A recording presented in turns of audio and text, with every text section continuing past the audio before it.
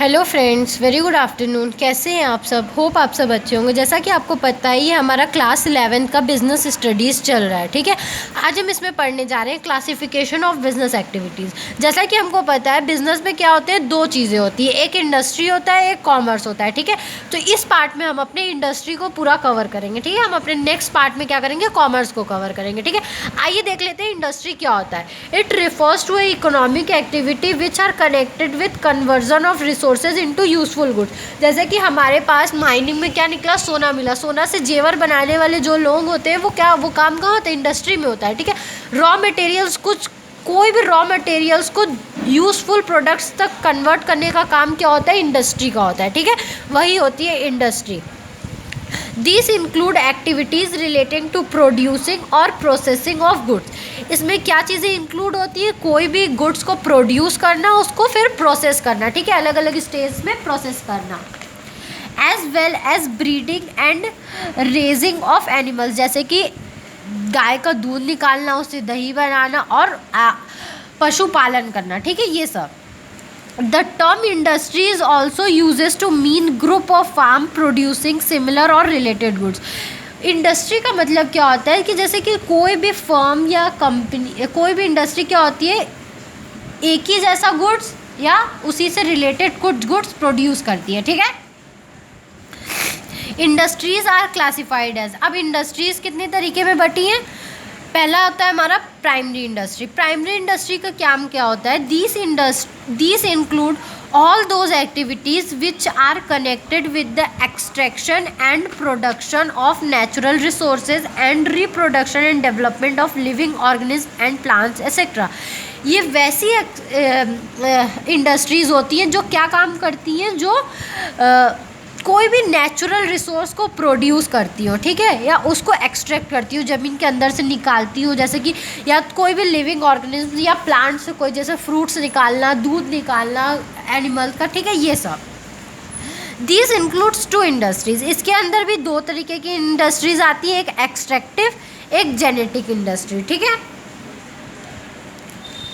Next है हमारा secondary industry. Secondary industries क्या है, these are concerned with using the material which has already been extracted at primary stage.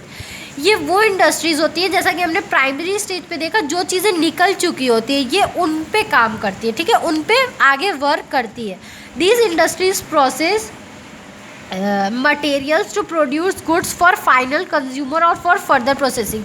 ये क्या करती है, जो भी हमारे फाइनल, जो भी प्राइमरी इंडस्ट्रीज से सामान हमारे पास आते हैं, ठीक है, उनको क्या करती है, उनको और प्रोड्यूस करती है कि वो या तो कोई सेमी फाइनल गुड्स बना देंगी, या तो डायरेक्ट ऐसा गुड्स बनाएंगी जो कंज्यूमर उसको डायरेक्ट यूज़ कर सके। ठीक है, नेक्स्ट है हमारा manufacturing industries. These are engaged in producing goods through processing of raw material and thus creating from utilities।